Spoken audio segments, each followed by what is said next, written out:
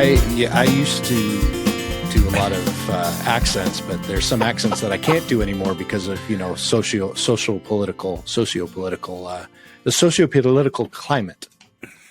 We did. Oh boy, let's see if I can see. Honestly, at some point, I just want to F-bomb people and say, sorry, I don't care. I don't care if it's politically incorrect. I don't care. Oh, we're going to cancel you. We're PoddiMouths. Yeah, exactly. Yeah, I know. Yeah, what do they expect? It's kind of like the people that are driving down the road and they're doing something stupid, and you just want to say, pull over for a second, buddy, and just Okay. Listen here, F Nugget. Confession. One of the types of YouTube videos I've been drawn to lately is the drivers doing stupid things. Yeah, me too. Oh my gosh. And I just watch it. I'm like, oh no. No. And it happens. And you go, what on earth? Here's the outcome. It has made me, and you know how I am on the Harley anyway. You assume people are going to screw up because you have they often do. You have to. You're assuming it's going to happen. Yeah. I've started to look for it more, even when I'm driving the truck. I'm expecting somebody to just come flying across an intersection over some sort of a big. I just can't believe what some of these people do. Cutting in front of a semi and then brake checking. Yeah. What is wrong with you? It's so stupid. I do the same thing because with the Jeep now, the Jeep is twice as heavy as my last car. Mm-hmm. It is literally the shape of a brick and steel bumper, everything. I'm going to go through somebody.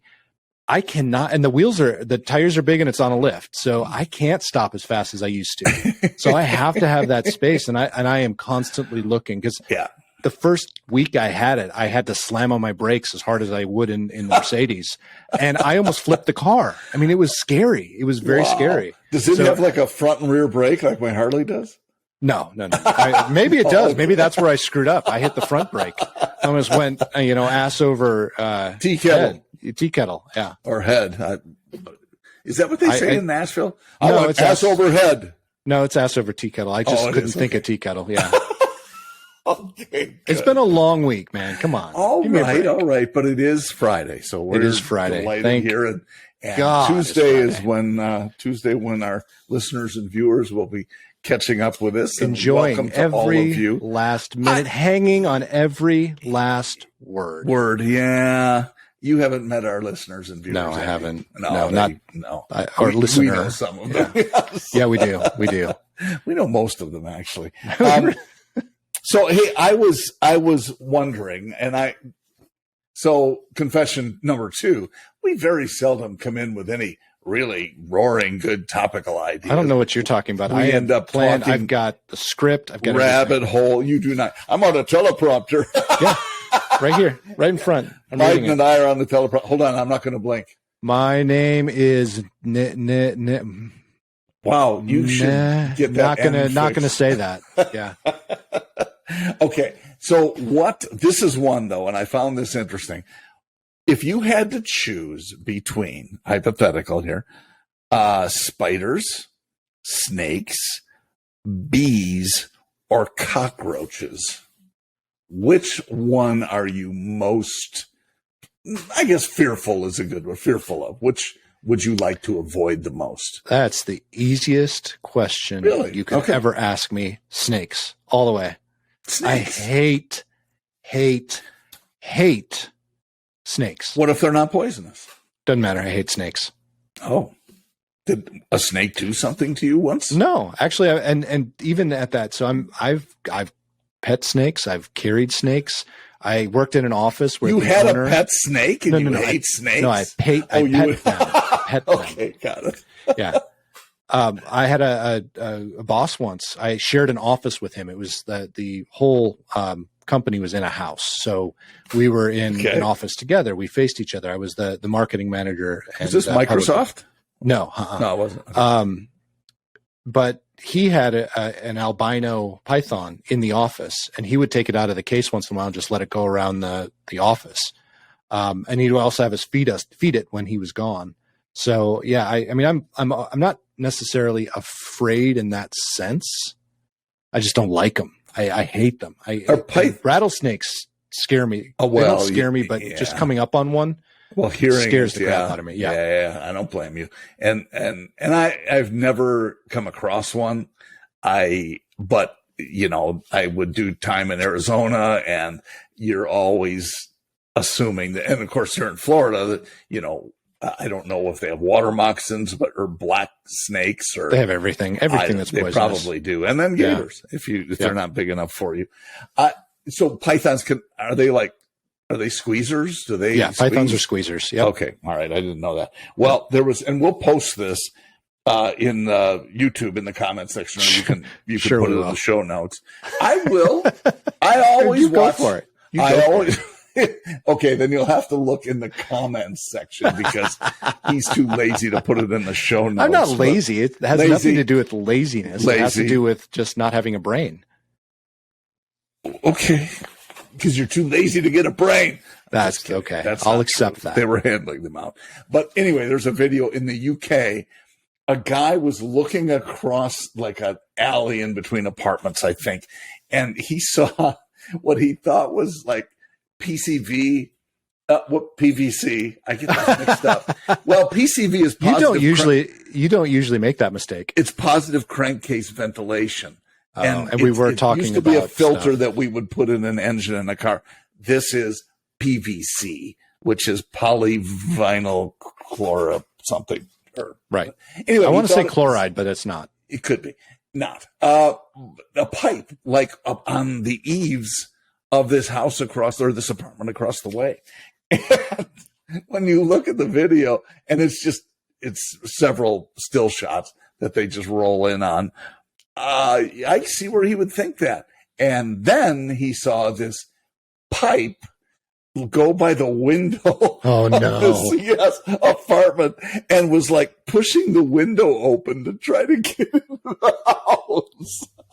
And it was, I'm going to say off the top of my head, like 12 feet long. Wow. No, I'm out.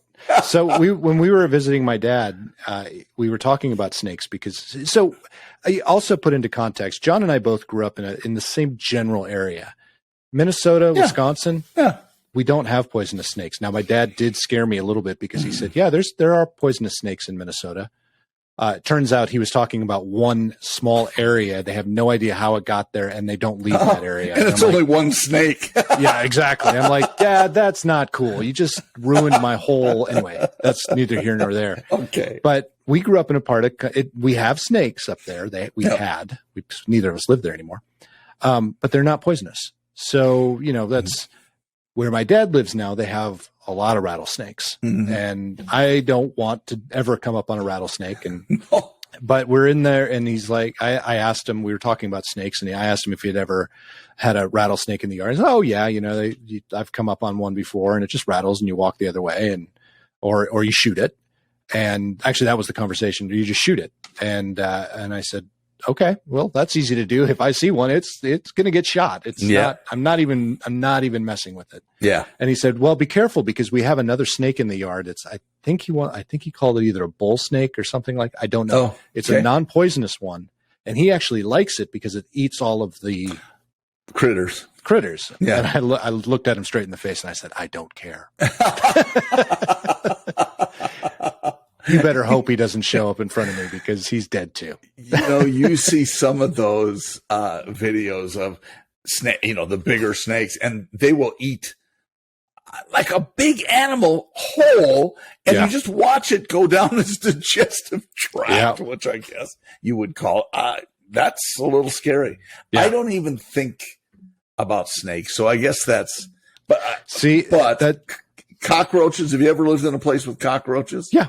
Yeah, well, because we had to learn about this because there are actually two different types of cockroaches. Well, yeah, indoor and outdoor is kind of what we were told. Yeah, but the outdoor ones will come indoors. Yes, and we have had some in the house. Oh, nasty! And which we looked it up. We're like, okay, we're not dirty people. Why do we have cockroaches in the house? And then we found out they're actually coming in from outside. Yes. So and they're huge. They are. They're massive. Yeah. Lisa found when we lived in Houston for a while. She found, I think it was a palmetto bug. I'm not sure if there's a difference, but it was, it was like 2 inches long, and I could be under or overstating it.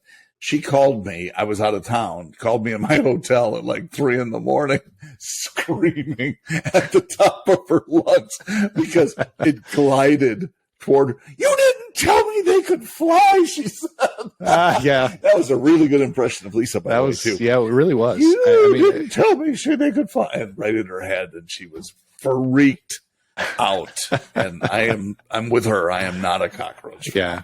Would that be your biggest fear, is cockroaches? It's not a fear. It's just I will kill them, whatever I see. Spiders kind of too. I'm not friendly with spiders. I think sorry, it depends spiders, on the spider. if you're listening. Sorry. If it's a spider, I know what kind it is. I might leave it alone. It's the ones that I don't know.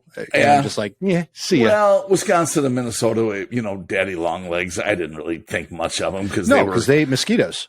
Yes, and they would sometimes be in our shower downstairs. Yep. And, it was no big deal, but you get used to it, I guess. But yeah, those I don't want. Now we have little lizards down here.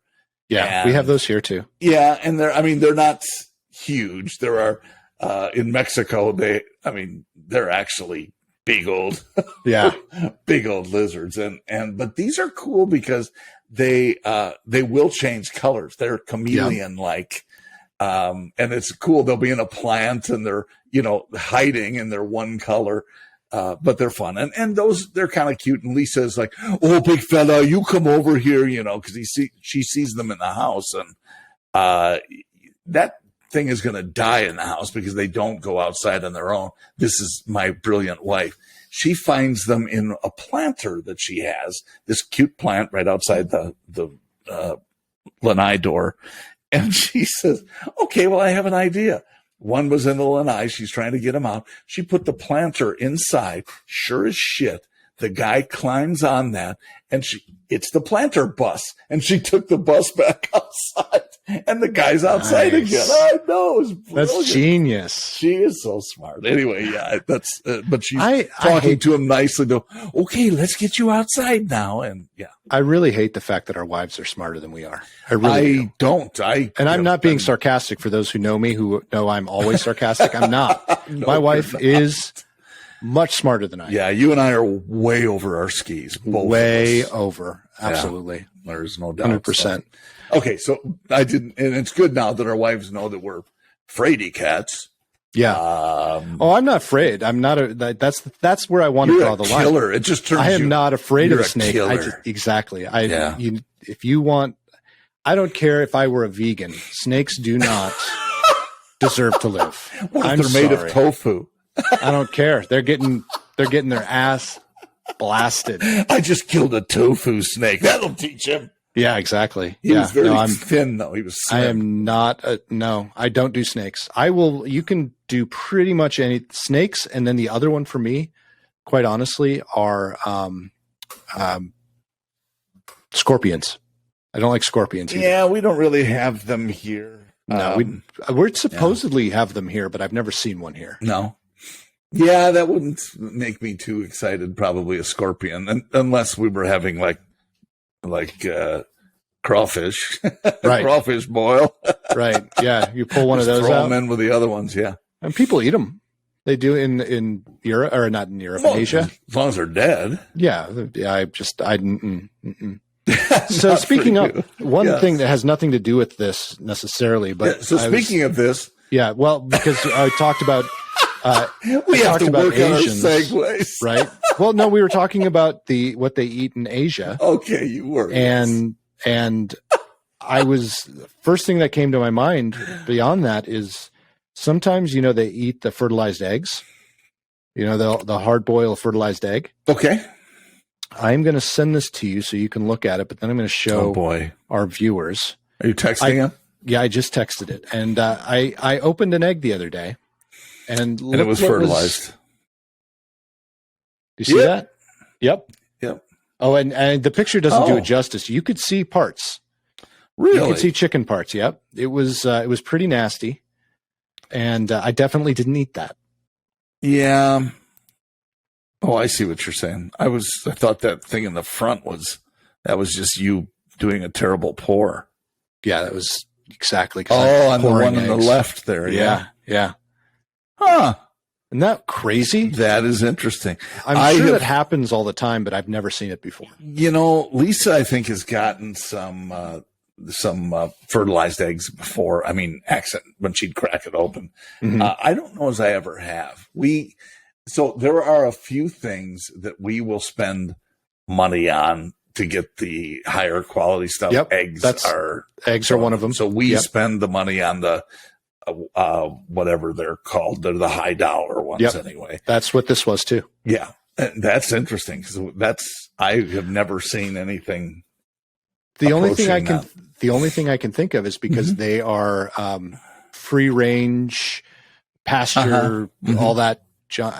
That's why, because they actually were intermingling, and that's maybe how it got fertilized before they laid the egg, because there's no control at that there point. has to be some methodology though for them to track that. You would think. Who knows? Yeah. Well, I'm delighted with the quality of eggs, and I can't say the name off the top of my head, but it doesn't matter. They're not a sponsor, so screw them. Ding.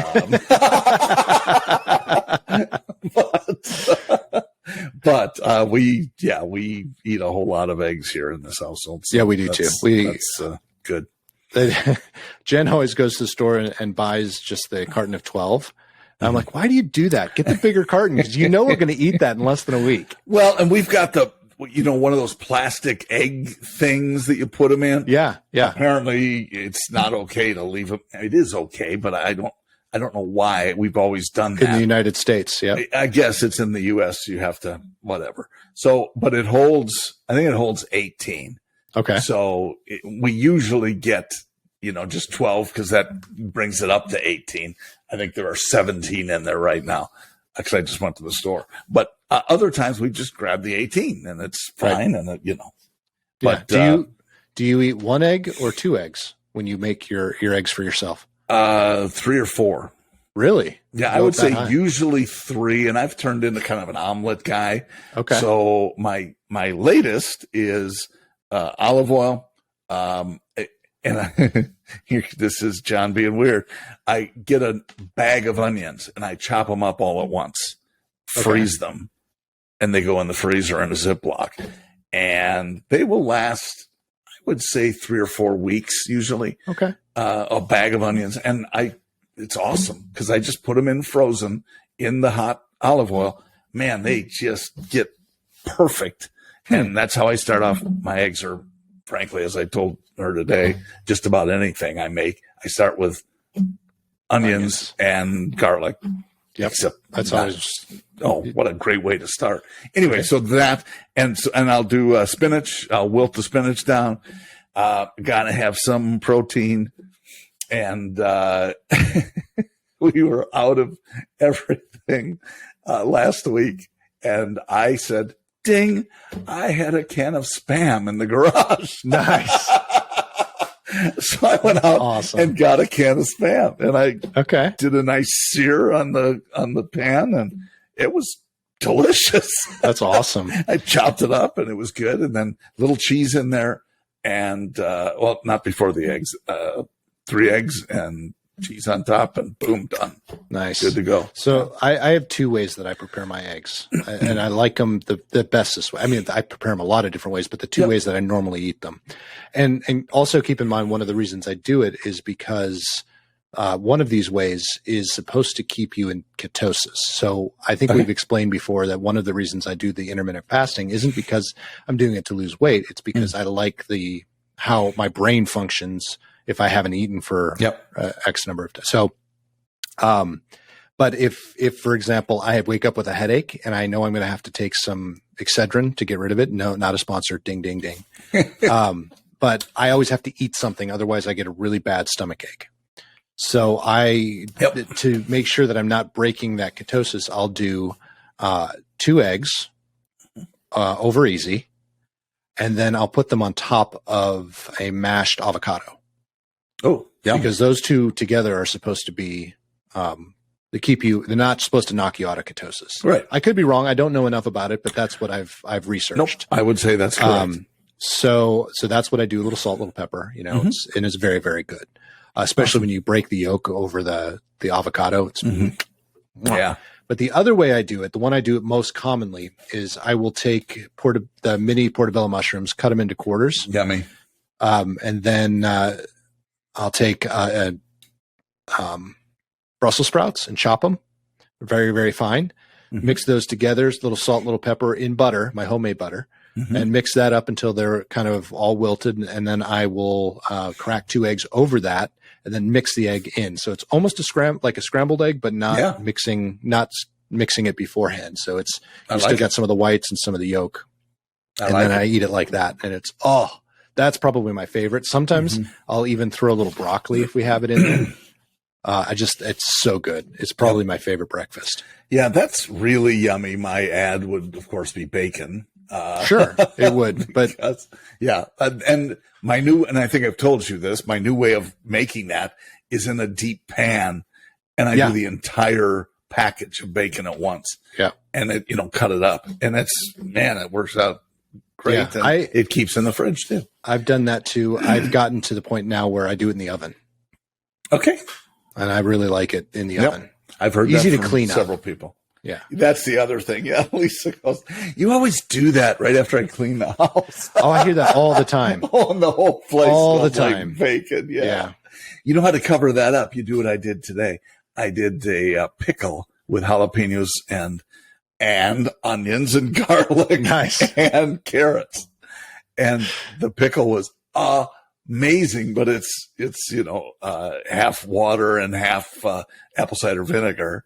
Nice. Before you throw in the sugar and blah blah blah. And oh my gosh, it was amazing. But the whole place smells like so vinegar. Bad. I loved it. It was awesome. Yeah, I know it's really good. I used to do pickled beets, and I love me some pickled beets. Yeah. Do the same thing, but those smell even worse because they're beets. Yes, it's the whole. Well, it would be like cauliflower. Cooking cauliflowers. I love to eat it after it's cooked, but I want to cook it at somebody else's house. Yeah, exactly. And then bring it home because otherwise it just smells terrible. It's very sulfury. Speaking of, I love cutting the head long ways and cooking it like a steak on the grill. Oh, but unfortunately, my grill, my grill now, pretty much. Now I have a feeling this one's probably. I can probably save it and still use it because I think I just need to add gas. But this grill I inherited from my mom, and when I inherited it, it was already 10 years old. Okay. And she died 11 years ago, almost 12 years ago. No, she died 12 years ago. So yeah, it's 22 years old, and it's now just dying. Like the doors, the bottom fell out and the doors fell off. Because it's got the thing under it where you can store stuff. Yeah, that all fell apart. And then yesterday I turned it on to cook some chicken breasts on there. Yeah, and it just went boom, boom, boom, boom. So it was trying, which I think it may be the gas, but still, it's not an old canister, so it would have run out of gas a lot faster than usual. Right. So I'm thinking that I might have actually died on me. Well, 22 years is pretty good. That's pretty good. Yeah. I'll say. And it sat outside. I mean, that's 10 of those years at least were outside in Minnesota.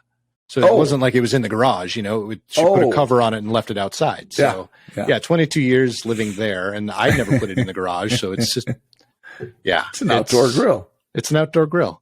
It's about to be a outdoor garbage grill, which I think did I also tell you that my smoker broke too?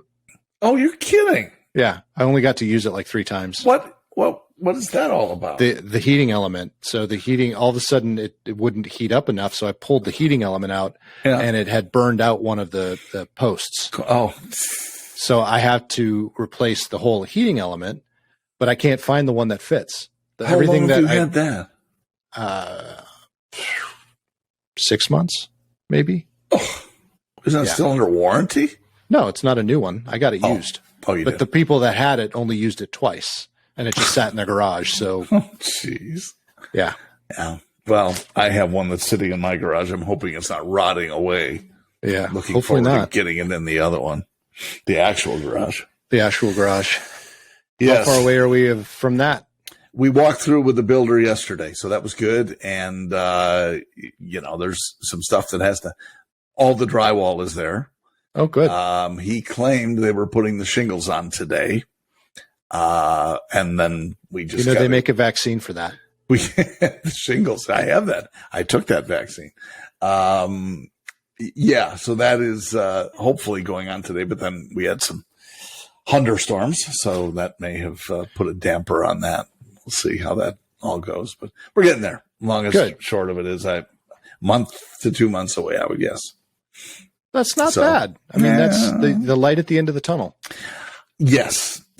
I would say it's finally getting there. It's funny. And we were talking to him about that too. There are many homes that got the block walls put up and have not done anything in months and months and months.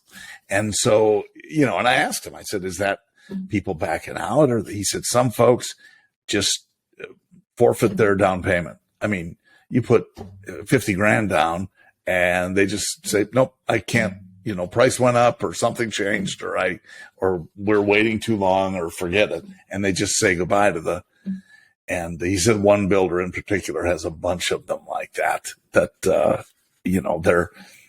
just so far behind that, they're just getting frustrated. So something interesting that kind of along the same lines too. I was just for fun was looking at houses in Minnesota. I do actually. What happened was I got an email that was a house in Mora, Minnesota, which is where I was born. It's a small town north of Minneapolis. Okay, and it was because you add these mailing lists and stuff like that, and I look and I'm like, that house looks familiar. It was my old house. That's for sale. Yeah. I'll send it to you. It's interesting, but yeah, it was the house that before my mom and my stepdad got married, that was the house we lived in. Wow. And when we sold that, that's when we moved to the Twin Cities metro area. So yeah, it was pretty funny, and it's really cheap. And that's the point I was going to make is I used to look from down here, look at houses in Minnesota, because I've talked about this before. I've always had this urge to kind of move back. I would not mind moving back, but it's always been it's so much cheaper here in Nashville, and the houses are so expensive up there. I wouldn't have the lifestyle I wanted. Blah blah blah blah blah. All of that. I'm looking and going, because I'm not even looking at the what I can afford. I'm just looking at the houses that I'd be comfortable doing that. It's downsizing. It's mortgage would be less. I'm at a point in my life where I would much rather have a smaller house with a smaller payment. Sure. So I picked a price range and I'm looking and I'm like, a lot of these houses are just as nice, if not nicer than mine. Oh, wow. For half the price. Wow. So and then I start, expanding going, okay, so now it's cheaper to go back to my home state than it is to live where I'm living. Something's wrong here. Yes. There's, and that stuff is so fluid these days. You just don't know where anything's going to go. Oh, it's absolutely crazy. Yeah. Yeah. Well, and really I think I told you that we stayed at my aunt's house and they were talking about some of the houses in their neighborhood, which were always more expensive because it was not a great part of town, but a nicer part of town by the lakes in Minneapolis. And I was like, they're selling for how much? What? Wow. It's crazy. But then I also found out that a few blocks away, actually about a mile away, where my uncle used to work, his old furniture store was right in front of where George Floyd happened. That was right in front of, and I'm like, oh, I thought that was in a different part of town. Yeah. Like, nope, that was in this part of town. Yeah. It was very interesting. Yeah, that would be tough. I'm sure that's had an impact on real estate prices. Yeah. Hey, and speaking of high prices too, because we're talking not only about that, I saw a thing about automotive, and I think I sent it to you, that this was a Cox Automotive study. The average car payment, this is average now in 2022, is $712. Isn't that crazy? Average. And the average term is 70 months. So 6 years, right? 72.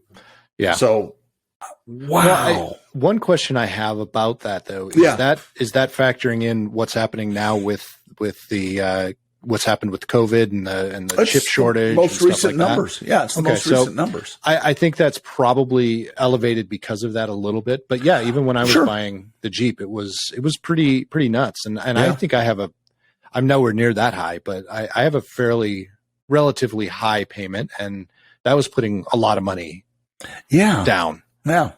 And I was looking at that too. Okay, so this is, a rate, the average rate, and this I'm sure encompasses new and pre-owned, is 5%. Yeah. Now that that makes a difference. Well, for sure. But, because the last vehicles that we've bought, one was 0%. Right. And the one we're on now, I think is 2.1 or 2.2. That to me is, it's a really good case for financing as opposed to paying cash. So I'm not sure I would say that today, knowing what I know now about how wonderful our cash position is. But nevertheless, it just seems like that's carrying a lot of monthly stones there. Yeah, and it's just the price of cars are going up, and also I read something. Ford is increasing the price of their Mach-E, and anywhere between $3,000 and $8,000. But what's interesting? They're getting that rebate, which is $7,500. But it has been, and it's not a rebate; it's a tax credit. Right? I'm sorry. Still, no, don't be sorry. That's what a lot of people interpret it as. Not everybody, if you don't itemize, not everybody is going to benefit from that. No, from that tax credit. Right, and you have to figure out how to, because some people will buy their car and then forget that if you purchase it, you're the one responsible for getting that tax credit on your taxes. Absolutely correct. Absolutely However, right. If you lease, it gets rolled into the lease. Okay. Yeah, I don't know exactly how it's. I don't know how it does it, but that's because you did. Yeah, that's what I did. I did that too, and so I really want to get into some of that stuff, or maybe I don't. But anyway, I think too, one of the other things that really attributes to that higher price, which again, why I chose to lease, was to get a lower payment. Yeah, heck yeah. Because the values of the vehicles are just so high. I got to do quick math here, which I'm not good at. So give me just a second. But you're really good at slow math, though. I don't mind. Really good at slow math. Yes, you are. Yes. I think that is the thing about leases for everybody and just so everybody's clear about leases, when you do lease, you have a lease end value or a buyout figure in advance. So you know what it's going to cost you if you decide you want to buy it at the end of the lease term. And that didn't, on open-end leases, it did not used to be that way. These are all closed-end leases, though, today, as far as I know, on new vehicles. So, yep. So my first Jeep was higher. It wasn't high priced. It was mid range for the Jeep, and my current Jeep is high end. But my what I paid for that Jeep in 1997 is about 370% more. My Jeep now is about 370% more than that Jeep was. Wow. So, and that's only because it has the name on. Yeah. Well, part of it is the battery, but not by much. I mean, if you bought my Rubicon, without the battery, it'd still be that expensive. They are, and so I give Jeep credit. They have found a way to own that market, and it's amazing because these are high dollar vehicles, and if you look at a pre-owned one, they're still expensive. I mean, they don't depreciate. That's one of the reasons 2019, whatever. They're still in the $50,000 range. A lot of them. Yep. And holy cats. Good for them. Yeah. I can't fault. I bought. No, exactly. I can't fault him for it. You did. And you have residual value, which has got to be very high, which makes the monthly payments lower. Much lower. Yep. Yeah. Good sense Again, to lease. one of the reasons I did it. For sure. And a lot of people go, why would you lease a Jeep Wrangler? I'm like, because I'll release it for 3 years and then I'll buy it out. Yes, exactly. Yeah, I'm paying for it a lot longer than most people would, but it doesn't matter though. It's the 3-year test drive essentially. Exactly. Yeah. And that's exactly it. If at the end of the 3-year term, if a bigger battery comes out, or I decide, you know what, this battery crap is not going to work for me, I'm going to go get a 392 instead. You have choices. I can do another lease. Exactly. And test drive that one for 3 years. Exactly right.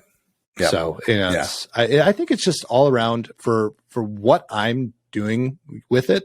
Yeah. I think it was a smart move to do it that way. And I don't disagree with you. And I think that's why you're probably going to see leasing in general come back a little stronger. Well, just looking at these monthly payments. Right. But we need to do a better job of educating the customer, because I totally agree with that. As you know, I do. That's one thing, when's the last time? So ask a sales manager, when is the last time you quoted a lease payment when the customer didn't ask for it? Right. And I can tell you it hardly ever happens. Hardly ever happens. And the main reason I can tell you that is because I've done this research. 24% of new vehicles are leased now. And that was just in the teeth of COVID. 24% is all. And I used to run a store we were at 90%. It was a Cadillac store, but 90%, just short of 90% lease penetration on new vehicles.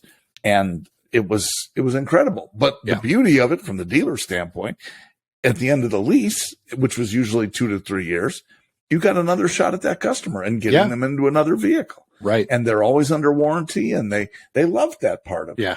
So, anyway. And so some of the arguments I hear from dealers now is, the captive lenders, their leases aren't very strong. Their leases are horrible. And there is some accuracy to that. There is, but here's the thing. Know your customer. Yeah.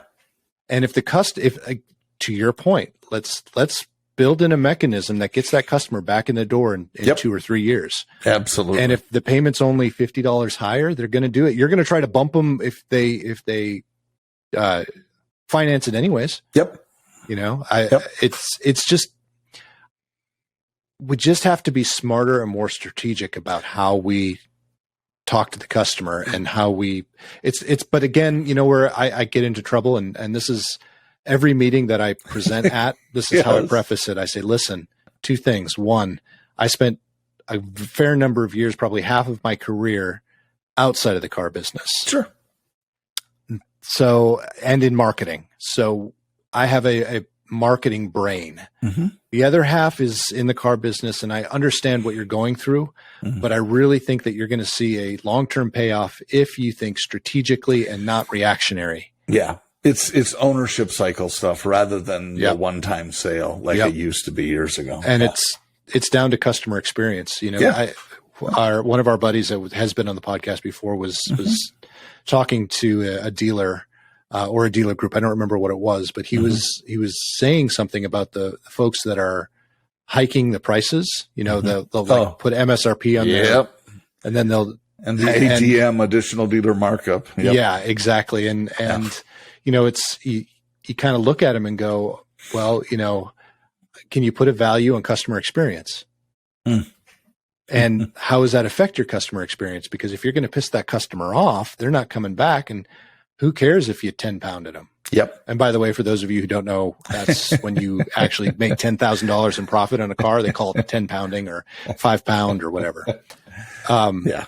It doesn't happen very often. It doesn't happen very often at all. No. In fact, that's always been my argument. I'm going to have a lot of dealers jump off of because we do have dealers that listen to this. But I know, and that's good. I'm going to piss a lot of them off. No. But that's one of my arguments for digital retailing, because a lot of people will say, I want to control the price, and I can't do that on digital retailing. And my argument is actually you can, and you probably do a better job, because let's say you have 10 customers and you lose $1,000 on 9 of them. Yep. And then you 10-pound somebody, and you're so happy that you just made $10,000, but you only made $1,000 because you lost $1,000 on the previous 9. So That's you're correct. only $1,000 in the black. Well, and not only that, but there you're talking about sheer numbers there. You're not talking about CX, and that's when people are not going to come back. Right, right. And so the real we're not even cost, getting to that part yet. Exactly. The real Right. cost is not what you made, it's what you lost. Right. So digital retailing, you can build in $1,000 on every single deal. Yep. And now instead of losing 9,000, then 10 pounding someone, now you've got $10,000 in the bank. And you have Makes a more customer. sense. And you have who a can customer refer others. Exactly. And come back for the next purchase and yada, yada, yada. Yep. You control the experience. Yep. And I do think we get into the weeds a lot with a lot of dealers because we talk about giving customers the greatest experience online they've ever had. But we always forget to tell the dealer that in that process, you also have to control their experience. Yeah. So don't just put every widget you possibly can up on the website and hope they're going to use it. No, be strategic Hope there's about something they like. Exactly. Be strategic about what you put on your website, the calls to action, and then tell the customer exactly what you want them to do without telling them what you want them to do. You know? And then when they connect with you, if they do come into the store, which according to research, about 74% hand raisers say Absolutely. they still want to come into the dealership. Absolutely. You have to deliver that in-person experience that mirrors your digital retailing transparency. Absolutely. And I am not a believer that we're just digital retailing is the answer to everything. It's not there for just the customer. But it's one of the answers. It is one of the answers, but For sure. You can't just put it on your website and hope your customer finds it. Correct. You have to educate them. And you know what it's a better tool for? It's a better tool for your salespeople than it is for the customer. If they engage with it and start the process, and that's it, start the process. You're not going to finish the process online. Well, and we talk about so much of this, and everybody wants, not everybody, many dealers want digital retailing capacity, and they want to be able to quote payments, and that's great. And if you can close the sale, stem to stern at your dealership with your retailing tool, that's awesome. Oh, absolutely. But to me, it is nothing more than an indicator of your transparency. Yep. We have to be willing to say, if the customer wants to do it all online, give them the wherewithal to do that. Yeah. If they want to phone the store and talk to somebody and make friends, make sure you have that in play too. Yep. If they want to, send an email. If they want to drive in and never meet you before, we need to have that in place too. It's all about transparency, that however you want to do it, Mr. or Ms. Customer, let's do it that way. And we will provide you with the wherewithal. Exactly. And I think on that note, John, that's a great way to end it. Yep. It is. It is a very good note. We had like 2 topics. And I know. We had 3 topics. Did we have 3? Oh, we did have 3. You had 2 that you planned, and then we had the third one here that we just knocked out of the park. Well, it was kind of car payments. That was Oh, that's true. That is true. Yeah, you're right. Well, folks, if you want to learn more about PoddiMouths or listen to some of the previous episodes, which I must say are fantastic. They're amazing. Really. We haven't said this in a long time, but if you really like what we do here, please tell your friends, tell at least one friend. Then if you hate what we do here, and you think that it's going to make your ears bleed as well as other people's, share it with the person you hate. Tell your at enemies. least one. Yeah, tell your enemies. Please do. Jesus said, "Pray for your enemies." That's right. And we say, send them to PoddiMouths. Send them to PoddiMouths. John, how can they get there? All you have to do is go to PoddiMouths.com. Obviously, we are going to have our podcast episodes on Spotify and on Apple. I mean, all the usual places. All Stitcher, the usual suspects. You can go to all the good places to find us. But if you need to get there quickly, PoddiMouths.com, or just download them from your favorite platform. Well said, sir. On that note, which I already kind of said, but I'm going to say it again. On that note, I love have that. a fantastic. Well, I stole it from Jeremy Clarkson. Have a fantastic week, everybody. We'll talk to you next week. See ya.